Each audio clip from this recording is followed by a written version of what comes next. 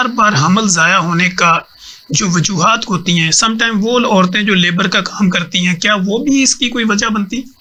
नहीं, इसमें अब जो सबसे बड़ी वजह होती है वो होती है एंटीफॉस्फोलिपिड सिंड्रोम, जिसको हम अपनी लैंग्वेज में कहते हैं। इसके अंदर हम जब 3 से ज्यादा मिसकैरेज हो जाएं तो हम कहते हैं कि आप अपना APLS की स्क्रीनिंग जो है वो आप अपनी करवा लें। इसमें 3 तरह के एंटीबॉडीज होते हैं, उसको हम देखते हैं।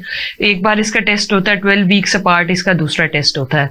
तो अगर वो पॉजिटिव आ जाते हैं तो फिर इसमें हम हेपरिन और जो लोपरिन है उनको टाइमली, जैसे प्रेगनेंसी स्ट्रिप पे डबल लाइन जब आती है तो साथ ही हम उसका लोपरिन स्टार्ट कर देते हैं और उसको जो है ना क्लेक्सेन के ऊपर डाल देते हैं। तो इसमें हमने देखा है कि इसमें उनकी प्रेगनेंसीज जो है वो सेफ हो जाती हैं, 70-75% वो मिसकैरेज की तरफ नहीं जाती। फिर कुछ एनाटॉमिकल फैक्टर्स आ जाते हैं जिसमें जो है ना, अगर कोई आपका यूट्रस में कोई सेप्टम है, कोई एबनॉर्मेलिटी है, कोई ट्रांसफर सेप्टम है, कोई हॉरिजॉन्टल सेप्टम है, कोई सेप्टेट यूट्रस है, बाइकॉन्वोएट यूट्रस है, काफ़ी सारी टर्म्स हैं। इसकी वजह से आपके मिसकैरेजेस हो सकते हैं।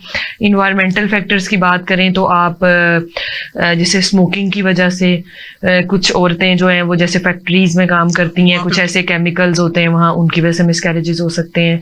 फिर जेनेटिक फैक्टर्स की अगर हम बात करें तो उसमें डिफरेंट टाइप की ट्रांसलोकेशंस होती हैं, बैलेंस्ड अनबैलेंस्ड। कुछ बच्चे जो नॉर्मली ठीक पैदा होते हैं, लेकिन अक्सर कपल्स हमारे पास आते हैं जो हमें कहते हैं कि बच्चा जो है पैदा तो बिल्कुल ठीक हुआ था लेकिन बाद में ये बात नहीं समझता। तो मतलब कि वो जैसे उनमें लर्निंग डिसेबिलिटीज होती हैं। हाँ, तो इसमें फिर वो जेनेटिक फैक्टर्स होते हैं, उसमें फिर हम जेनेटिक टेस्टिंग कराते हैं मेल और फीमेल दोनों की।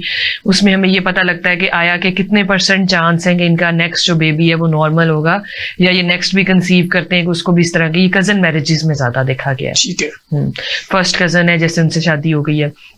और दूसरा इन्वायरमेंटल हो गए, APLS हो गया। इसमें डॉक्टर साहब हम ये देखते हैं कि अगर किसी की वालदा, उसको अगर कोई मिसकैरेजेस हुए थे या बार बार हमल ज़ाया, आगे उसकी बेटी कहती है चूंकि हमारे खानदान में ये चलता है, इस तरह का कुछ नहीं होता, ऐसा कुछ नहीं है, ये रियलिटी इसमें कुछ नहीं है। ठीक है, हमारे खानदान। और इस तरह के जो मसाइल होते हैं, खासतौर पे हम देखते हैं एबनॉर्मेलिटी में अगर कोई बच्ची पैदा होगी फिर उसकी जब आगे शादी होती है तो क्या उसमें भी ये खतरात मौजूद होते हैं हर वक्त? नहीं, वो इस तरह नहीं होता। जैसे अगर उस आपने फैमिली में शादी नहीं की, उसकी आपने आउट ऑफ फैमिली शादी कर ली, ज़ाहिर है वो तो डिफरेंट जीन्स है ना जो आपस में मिलेंगे। ठीक है, तो वो उसके अंदर ऐसा कुछ नहीं होता, उसमें चांस होते हैं। और 70% तो अनएक्सप्लेन्ड इनफर्टिलिटी है ना। ठीक है, तो अनएक्सप्लेन्ड इनफर्टिलिटी में अब जो हमें गाइडलाइंस कहती हैं, जो बुक्स कहती हैं कि अगर हम टाइमली जो है हम खाली एक पेशेंट को ल्यूटियल फेज सपोर्ट जिसको हम कहते हैं वो हम अगर अच्छी देते हैं, जिसको प्रोजेस्टेरॉन सपोर्ट हम कहते हैं, तो 70 से 75% 3 मिसकैरेजेस के बाद भी बिल्कुल हेल्दी बेबीज पैदा होते हैं।